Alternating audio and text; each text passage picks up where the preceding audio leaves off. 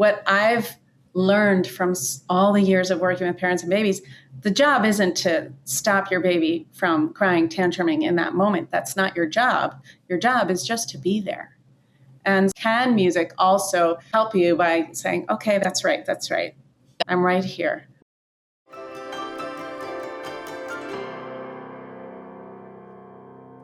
Some of the most meaningful moments in your relationship with your child aren't the big ones. They're the ordinary moments that you might otherwise rush through.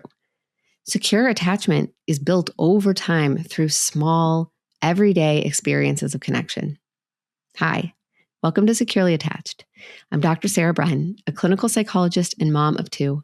And in this podcast, I've taken all of my clinical experience, current research on brain science and child psychology, and the insights I've gained on my own parenting journey, and distilled everything down into easy to understand and actionable parenting insights so you can tune out the noise and tune into your own authentic parenting voice with confidence and calm. And I am so happy to welcome music therapist, psychotherapist, author, and Baby in Tune founder and dear friend, Vered, back to the show.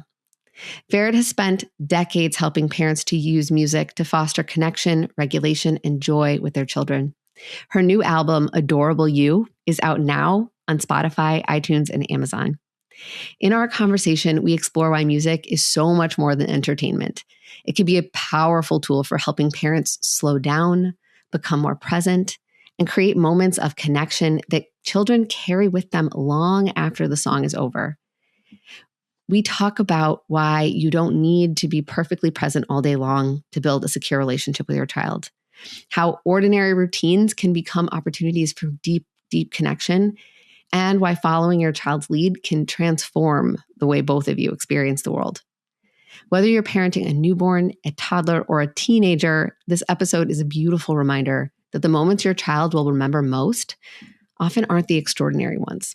They are the ordinary moments when they felt seen, delighted in, and deeply connected to you.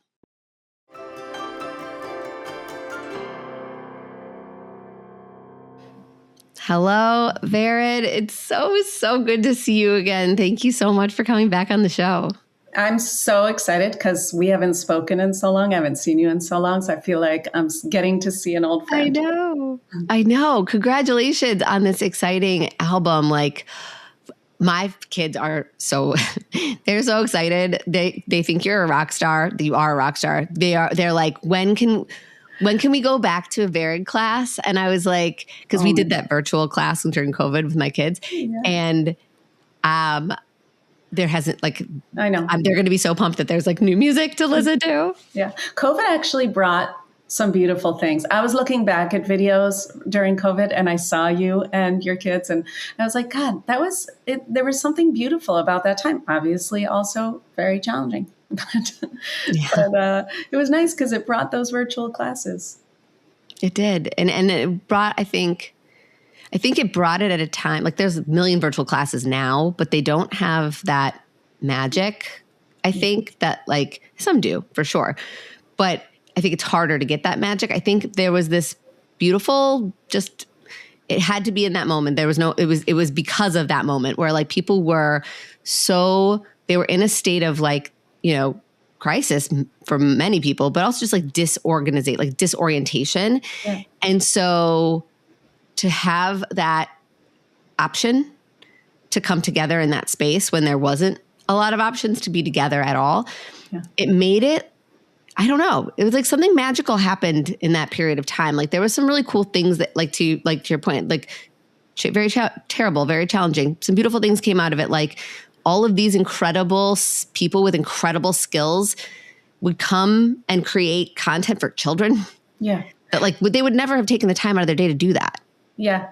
Yeah. And I felt a real responsibility to try to bring some through the screen, some joy, into what's happening in your day when you've got your kids home all the time and you're trying to work and all this stuff. I felt like, God, what can I do to make it happier? Yes. And I think that's really, I know that's what we're going to talk about today too, because I think that really is the essence of I know it's the essence of what you do. And when your book, What Do I Do With my baby all day. And the idea of bubble moments, which we'll talk all about, but like that is so you. Mm-hmm. But I also think it's music. Yeah. Which we cannot disentangle Vered from music, but music is this, the function of music is even when something is emotional, sad, difficult, challenging, a lot of music stems from that, right? Yeah. But it's a joyful thing. It's a positive thing. It's a something about creation and connection and being alive that music, I think, gives. Yeah.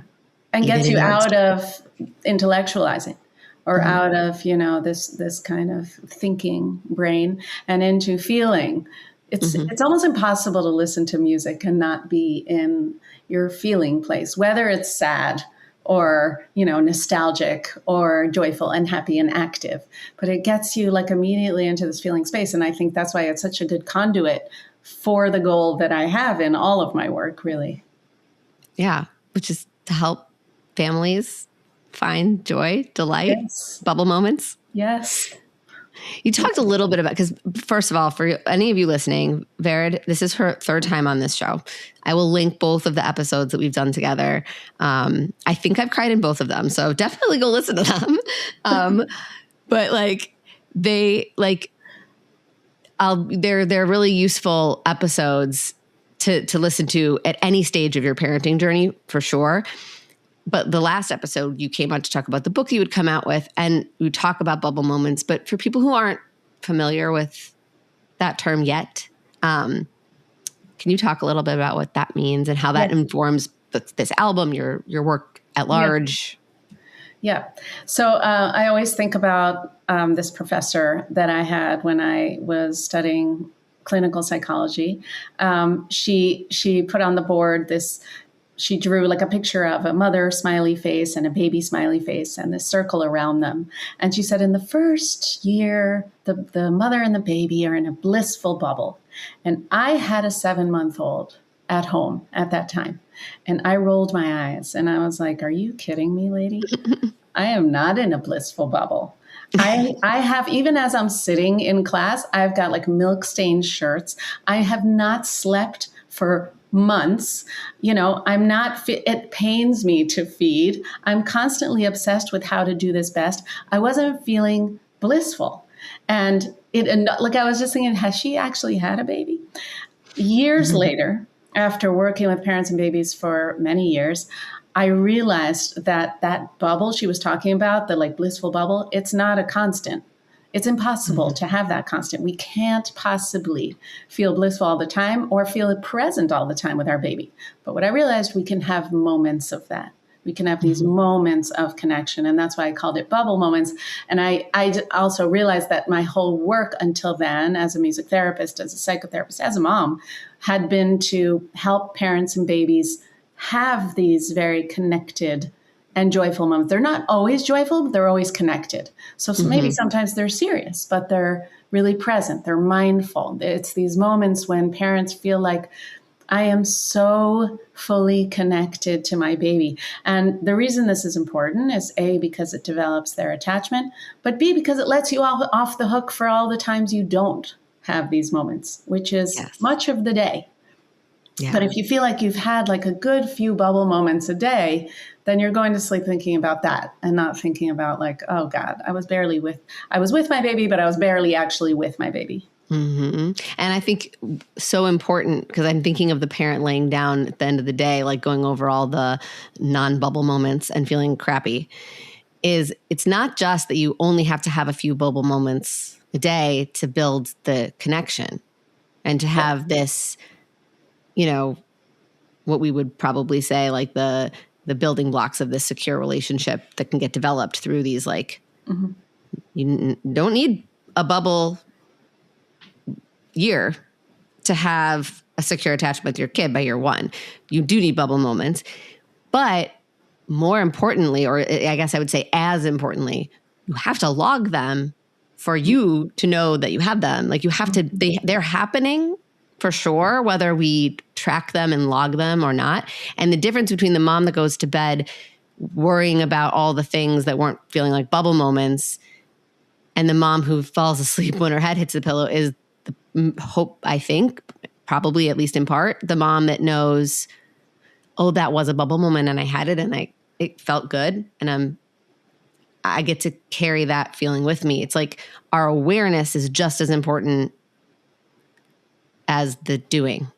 Yeah, I think that's a really good point. But while you were saying that, I was thinking, does the awareness come when you're actually fully in it? Because you're right that there are moments all through the day when parents attune to their babies and they're having they're changing the diaper and suddenly they're looking at their baby and they realize, oh my God, I love this baby so much. That is a bubble moment.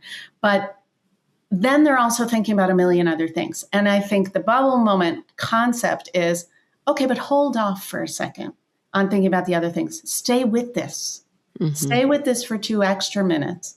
Be there fully. So it's like not just the awareness later on, but also the awareness in it of, no, actually, hold on. Yeah, like let's really make this bubble a little bigger.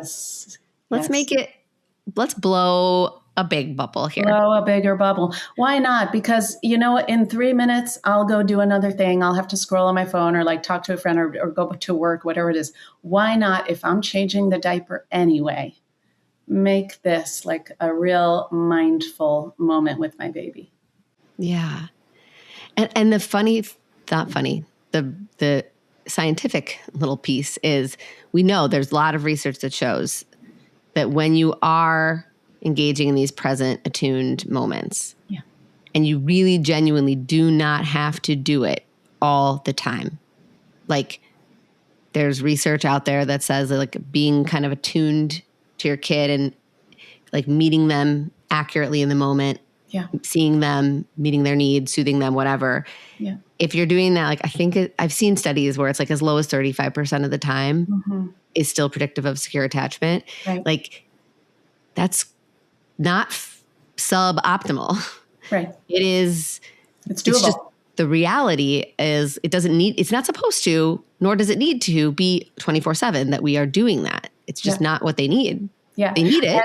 Yes. We need it.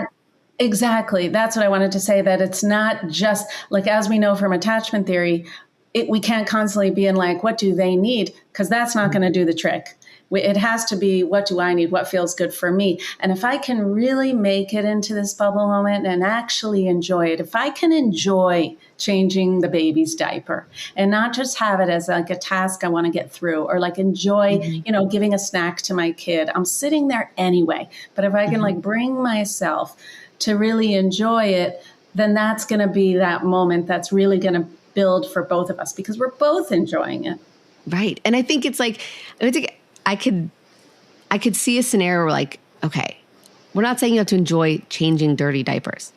We're just saying enjoy being with your child in that moment while you're changing the dirty diaper. And I think a lot of it has to do with where you put your attention, right? A lot of people, I think Dan Siegel says like where your attention goes, your energy flows and neural connection grows or something like that. But if you put your attention on the dirty diaper, you're going to not register this as a bubble moment. If you put your attention on your child and your sense of connection to your child in that moment, both are there. The dirty diaper is there and your child's there. Yeah. But where you put your attention in that moment, especially if it's a conscious noticing, I'm putting my attention here. Yeah. And I'm feeling this connection. Ooh, this feels good. And then that's where the experience is going to be registering. Right. And the reason I talk about diaper, even though you're right. I'm sure the listeners are like, diaper change. That's like not the highlight of my day. And I remember it being something that I just tried to get through. There were so many things I just tried to get through, when I had my first baby, especially because they didn't seem like the good moments. And it was only years later with all the research that I had done and all the learning that I had done and working with parents and babies that I realized if there are moments, the Groundhog Day moments of the diaper, of the feeding, putting your baby down, getting them when they wake up from the nap, these moments that keep coming around and around, if we can actually make those into the bubble moments, so that you don't have, like, it's not a stressful thing. We don't have to say, I shall now have a bubble moment with my baby. You're with your baby anyway in those moments. So just make them count. And then you can relax the other times. Yeah. And I think that is actually like the secret sauce is like, and there's a parenting philosophy that called RIE, Resources for Infant Educators. And the woman who developed it, Magda Gerber, she talks a lot about this, where she calls it caregiving moments. But if you give your child undivided attention during the caregiving moments and your presence and your attunement and invite them to participate in those moments. Yeah. And then really intentionally say to yourself as a parent, like, the rest of the time, I'm going to like allow kind of uninterrupted freedom and exploration of their environment without me constantly like hovering and interrupting and trying to connect. If they want to connect with me, I'm going to respond. But if they're busy kind of playing, I don't need to feel like, oh, I'm not doing enough, because that's actually, it's like, what is their attention focused on? If it's not focused on you, we don't need to, then sometimes we feel like we have to make up for this, I don't know, this weird pressure we feel to constantly be connecting with or engaging with or stimulating or enriching our child's life. Right. But it's like, no, let's index on the caregiving moments when we are together. Yes. And when their attention is on us. And then, of course, that's like wants something time, as Magda Gerber would call it. But in the wants nothing time, we're still present and available for our kid. If they want to connect with us, they want to show us something, we want to be present for that, or play with us or whatever. But if they're doing their own thing, we can step away. Yes. And we're golden. We don't need to constantly be oriented to them. Right. Always. And also, because you brought up Magda Gerber, who I love so much, she really inspired this lesson that I talk about with the parents, called Explorer State, about the baby already being in the Explorer State. And yes, you can let them be in the Explorer State. But what I do find is that when the parent is able to join them there for an extra bubble moment in the Explorer State, both benefit, because the baby actually learns to explore for even longer, because the parent's not doing anything. The parent is just present, letting the baby lead. Mm-hmm. And the baby, I've had parents do this, like qualitative experiment at home. Your baby is playing with a thing, sit next to them, like maybe you're scrolling on your phone or wherever, see how long your baby explores, and then put the phone down and just be present for a second and see if your baby explores for longer. This is not for the rest of their lives. You don't always have to be there when your baby is exploring, but there is a sense that the baby has. It's like when you sit down next to your kid when they're doing homework, there's a sense of like, all right, I've got my support here and I can explore. And bring it to the music for a second. I wrote, there is a song on the new album called Beautiful World.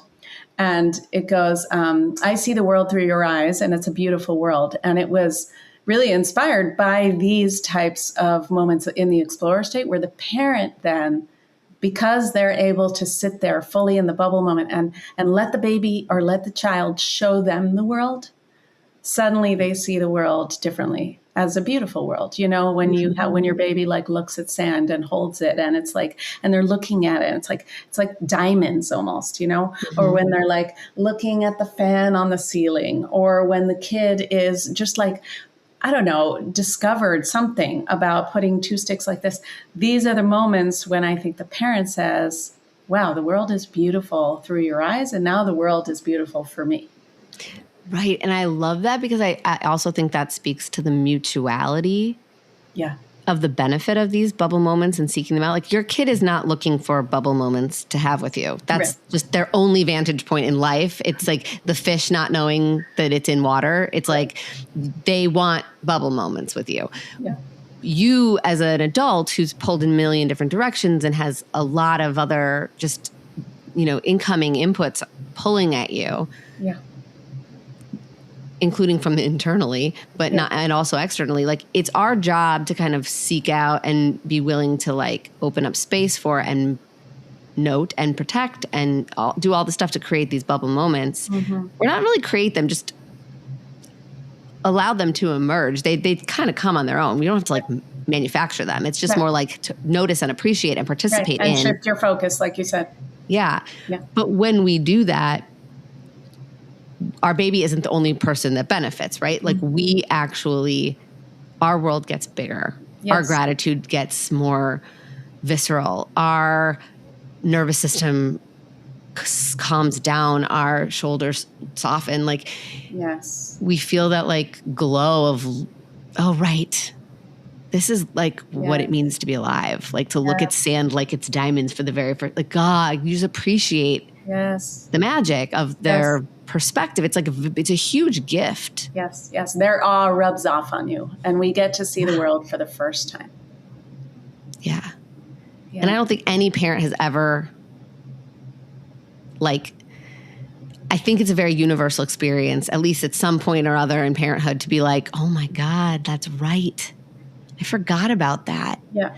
Or, oh, you just get that like wave of like, I think gratitude is the word it's coming to mind, but just like an awe, but like, thank you for reminding me of this. Yes. This vantage point of the world. Exactly. And the last verse always makes me sort of a little like emotional. The last verse is how the baby looks at people. And you realize like, oh yeah, people are good. People are good through baby's eyes, through kids' eyes, like every person.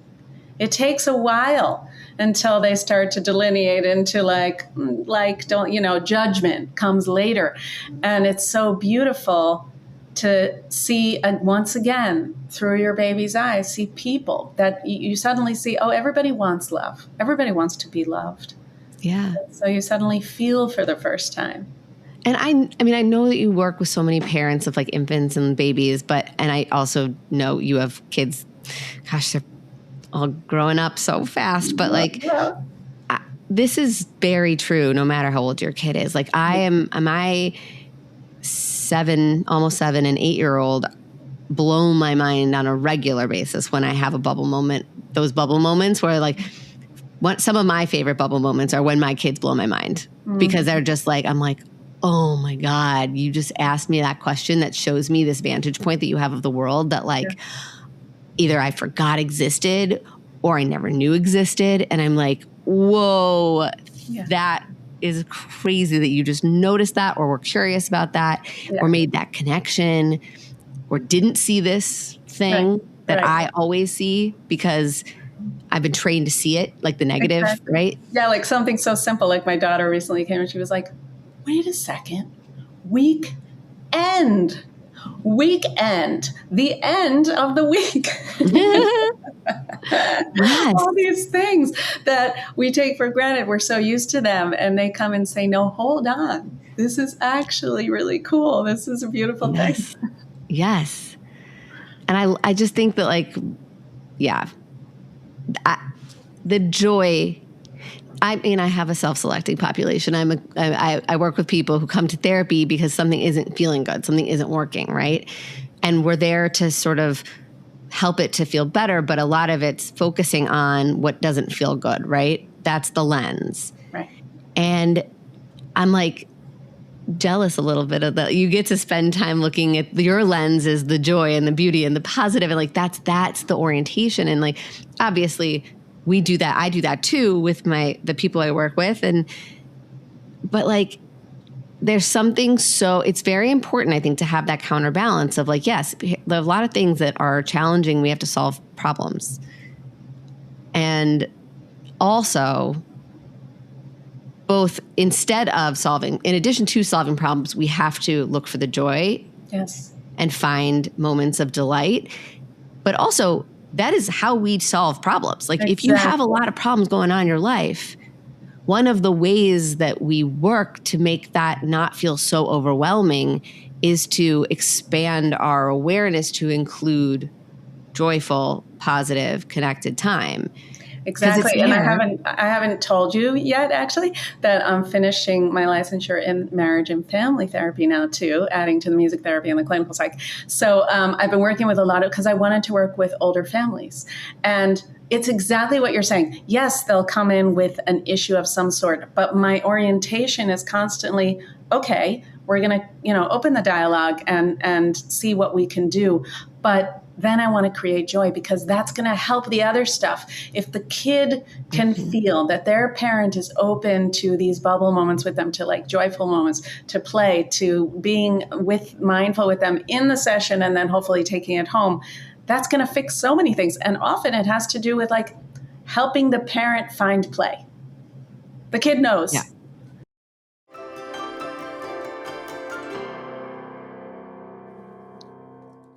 I want to take a quick pause here, because one of the things Vered and I keep coming back to is that connection isn't built through perfection.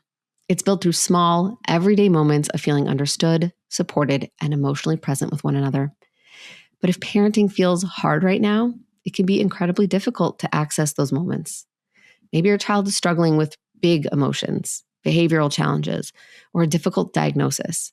Maybe you're finding yourself caught in power struggles, feeling overwhelmed, or simply wondering if you're responding in the ways that you hope to. If that's where you are, you don't have to navigate this alone. At my group practice, Upshur Bren Psychology Group, we offer therapy and parent coaching to help make parenting feel easier and more enjoyable. Whether you're looking for support with a specific challenge or simply want to feel more confident in your parenting overall, we are here to help. With in-person services in Westchester, New York, and virtual parenting coaching worldwide, we make it convenient to get support wherever you are. If you'd like to learn more, you can schedule a free 30-minute consultation by visiting upshurbren.com. That's UPSHURBREN.com. Now let's get back to my conversation with Vered.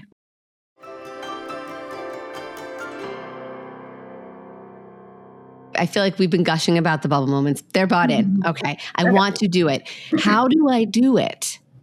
Like, what would be examples of, again, like, I don't think a true bubble moment is like completely manufactured, but you can certainly set it up to emerge. Yeah. Like, what do you help people do, especially with music, but even outside of music? Yeah. Okay. So let's first talk about the album.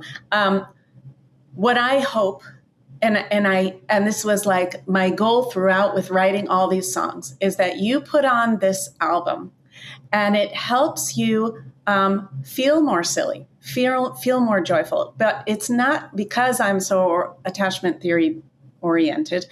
It's talking a lot about like how the parent feels. It's not just like, let's have fun, or like the, fire truck or whatever.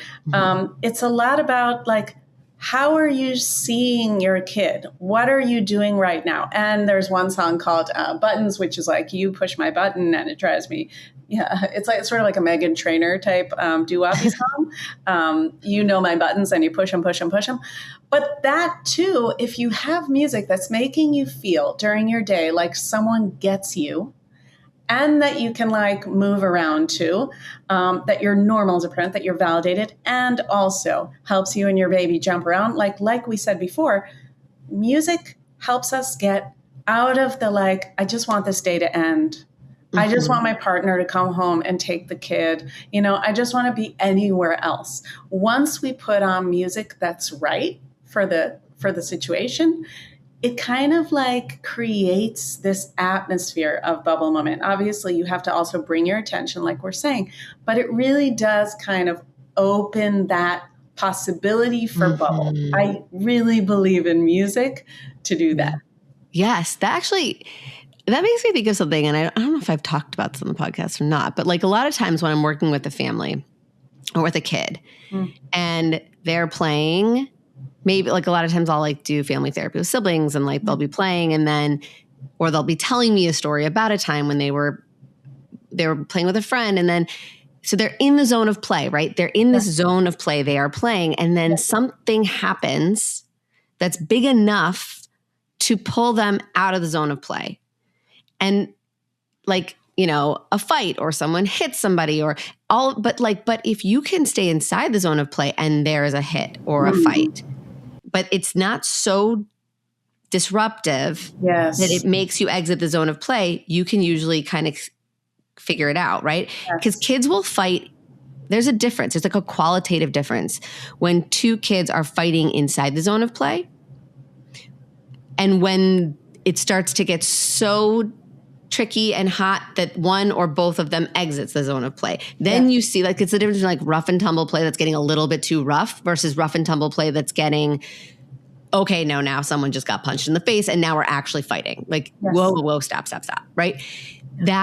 But music, I think also facilitates this zone of play, zone of, I don't know, playfulness, zone of we're in a sort of parallel space. Yes. Where we can, it might be really close to the edge of reality, but I can kind of move into like almost like it's like a parallel space where it's easier to work through a lot of the tricky stuff. Yeah, because I think that in those moments, let's say when the siblings are fighting, they're looking to the parent to go, wait, are we still in zone of play or not? And for me, when I had the tiny little toddlers and that was happening, I often shot out of the zone of play because my anxiety level was like, and now I'm feeling stressed. And I'm like, no, wait, stop, do this. No. There's no more play. But right, like what you're saying is, can we have some sort of a container that music provides, or like therapy that provides it, where we're now kind of, it's tugging us to stay in a place of like lightness. And it has so much to do with the parent because the kids are looking to them. Right. And it made me think of like just the song you just described where it's like a song about you're poking my buttons. Yeah. If you can tell your kid they're starting to really piss you off in the zone of play. Yes. It's like a what different I'm imagining with this conversation. song. I keep wanting to do a music video. I don't know if that's going to happen, but it's like I want the parent to do the silliest dance possible when they hear this song. Like you know my buttons, baby, and you push them. Like I want the parent. I was with a friend a few weeks ago, and she heard the song, and she started doing this like crazy dance, and we thought, oh, that would be really cool if I had a bunch of parents doing that. Let's say now their own kid is pushing their buttons and they're thinking that, and they're like, yeah, this is silly dance time. Because I'm feeling crazed. You know, so much of it is not like, can I get my baby to get out of this? Rather, can I get out of this for a second? And then help kid. Yeah. Because and listen, if your kid is 10 out of 10 and you're 10 out of 10, no song's going to help you. Like, let's not, pretend here that we're prescribing this for like those super hot moments. But there are also these very recognizable moments, we've all had them, where we're like, okay, I'm on a cusp here. I might be exiting the zone of play. My kid might still be pretty receptive to staying inside of it. And if my redirection could be playful instead of non-playful, like if I could be genuinely starting to, like, let's say, think of like a scale of like, 1 to 10, playfulness is like a 3, a solid 3, right? It's active. It's like awake, alert, fun. Right. I might move to a 4. If I move to a 5 or a 6, I'm starting to get irritated. I could pull back into the zone of play. Yes. I could also keep going and exit it, right? Yep. There's kind of like a bubble around that 4, 5, 6 space. That's right. If you can use music to kind of chill yourself out and say, okay, perspective take. How if I can, but I still need to have my needs met. I need to say, like, I don't really like this. I need to pivot. But if I go out of the zone of play, my kid's also probably going to be harder to pivot because they're going to exit. They're going to be rigid. We're both going to be in this once you're higher on this regulation scale, options are smaller. Everyone's edgier. We become more rigid, and getting back into this calmer space is harder. Yeah, for sure. And while you were saying that, I was thinking to myself, like, can I put any music on? And yes, any music can do this. But I actually do think that if you've got music that is helping you kind of, perspective take, complain, complain about it. How important is, like, can we get playful? Can I choose to be playful here? Right. Like, okay. Yeah. How big of a deal is this? Because the problem with dysregulation and frustration and all that is that it makes for our kids and for us, it makes our vision very narrow, right? Yes. So the more dysregulated we are, the more narrow our scope is, the more rigid our perspective is. But when we're not dysregulated, we have a really wide range of like, oh, wait, relativity, right? Like, okay, is this a big deal or a medium deal? Or maybe even a small deal? Yeah. And, but, in those really dysregulated moments, obviously we know music can help as well, like lullabies, whatever. But I do have a song that is called Calming, which is like what I wanted to know how to do when my babies were little and kids were little and like really dysregulated. The song is basically like, I'm right here. I'm right here. Let's breathe in, let's breathe out. I'm right here, which is what I've learned from all the years of working with parents and babies. The job isn't to stop your baby from crying, tantruming in that moment. That's not your job. Your job is just to be there. And so can you also, like music, or, there's so many other things that can help, but can music also help you by saying, okay, that's right. I'm right here. Now we're moving to the rhythm. Now we're breathing together. Mm-hmm. And now I'm hearing a soothing thing. And now I'm singing along. Mm-hmm. I'm right here with you. That's it. Yeah. And I also am thinking too, like, how do you use an album like this or music in general as a tool in parenthood? And I think sometimes where people might get confused or might feel like, oh, this isn't an option for me to put in my toolbox. Cause like, if I started singing to my kid to breathe in and breathe out while they were having a meltdown, they would like smack me in the face. Like, thank you very much. If I think the really important thing to remember is this isn't where you introduce a brand new tool when they're, a 10 is not when you first sing this song to them to get them to, and then magically it will make them calm down. No, really, I think, and please correct me if you have seen different ways of using this, because I'm just thinking about this sort of right now, but my recommendation would be like, play these songs in life, in the car, in chill moments, in playtime moments, have it on in the background. These are songs that we want them to be familiar with as neutral, just beloved songs. And then when they're in that hot moment and you're like, I could pull this familiar, fun thing that has an association to good times, to connected, fun times. And also, the words and what I'm referencing right now. It's a shorthand for saying something else, but we've already established that shorthand. And so, or the connection to using it for shorthand. So like if I were to want to maybe sing to my kid that they're pushing my buttons, I'd probably want them to know that song so that it becomes like a little nod to like, I could yell at you right now, but I'm going to pull this playful card from our deck. And you're going to know what I'm talking about and why I'm talking about it. So it's almost like a meta, like, oh, mom, you're singing that song that we both know, and I know what that song's about, and I know what you're trying to say to me. And we're just queuing that up in a way that doesn't have to require us to say, stop, you are driving me nuts right now. Yes, it's like an inside joke. Yes. Yeah. I remember with my daughter, I didn't turn this ever into a song because it was so esoteric, but she was kind of obsessing about a thing. I think she was like 8 years old and she was going on and on about like, no, and whatever it was, I don't remember. But she had this freckle on her leg. And I said, you see this dot? It's almost like you're getting stuck on the dot. And you're going around and getting stuck on the dot. And we talked about this, like, what would it mean to see just the dot or to see the other freckles, to see leg? And then from then on, she would say, I'm getting stuck on the dot, aren't I? And that forever became our thing. Yes. Yeah. And I think that like that really, if you want to take a tactic and you want to make it usable for lots and lots of different use cases, it's this. Like if you're really going to pull this out, like what's the fundamental core essence of what we're trying to say is you need to be able to come up with from exposing kids to familiar things that you then can use in hot moments as a shortcut, as a inside language that orients them back to very quickly and very emotionally and viscerally. That's why music is a really useful tool, because it taps in it, like you were saying earlier, it's like, it's not just thinking, it taps you. It's like a really quick shortcut right into the emotion state. That's right. Which is also where our connections, feeling connected to and feeling seen by another live, right?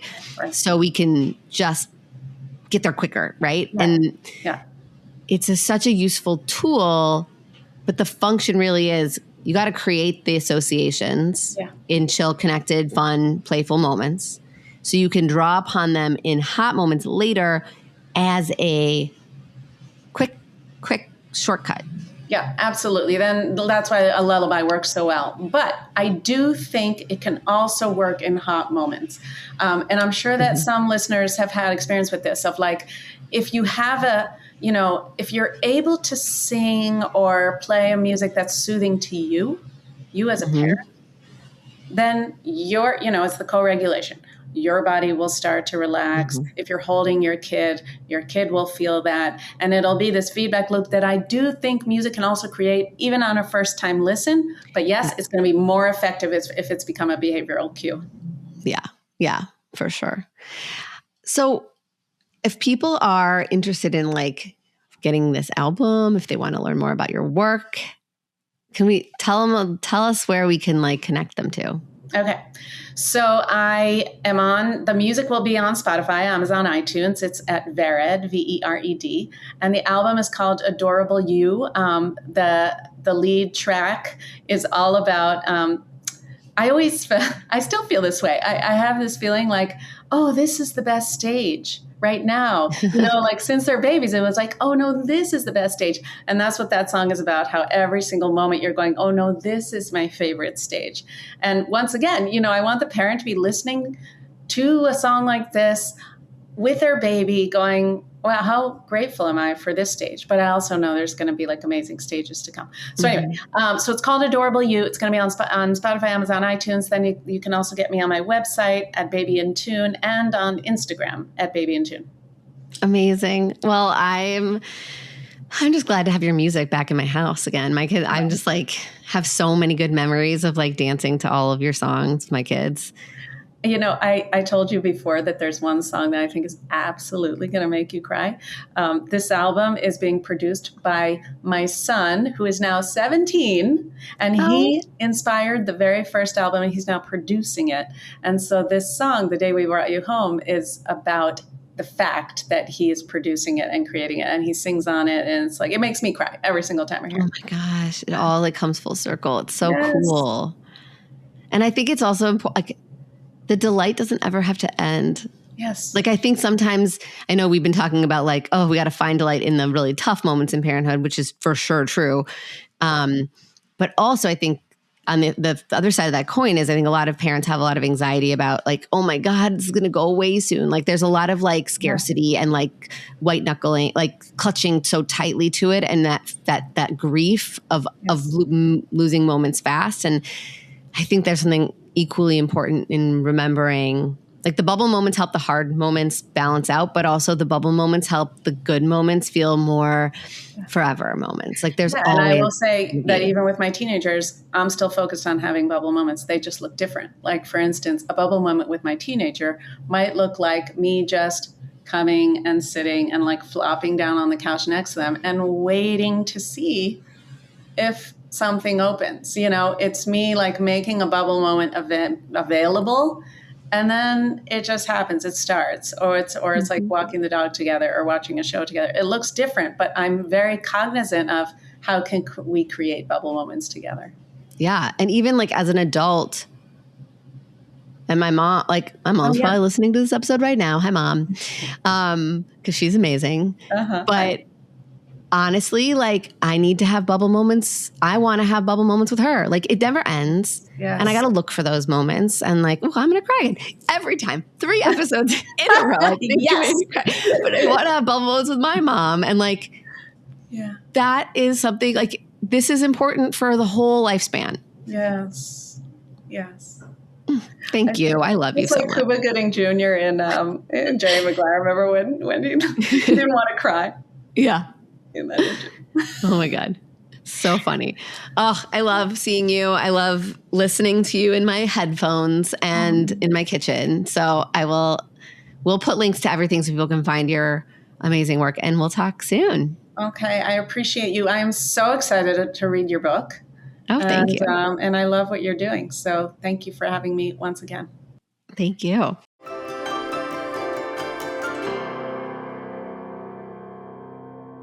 If you enjoyed listening to this conversation, I want to hear from you.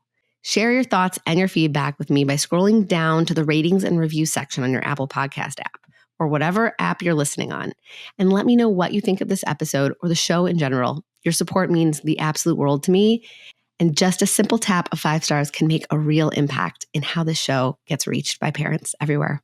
So thank you so much for listening, and don't be a stranger.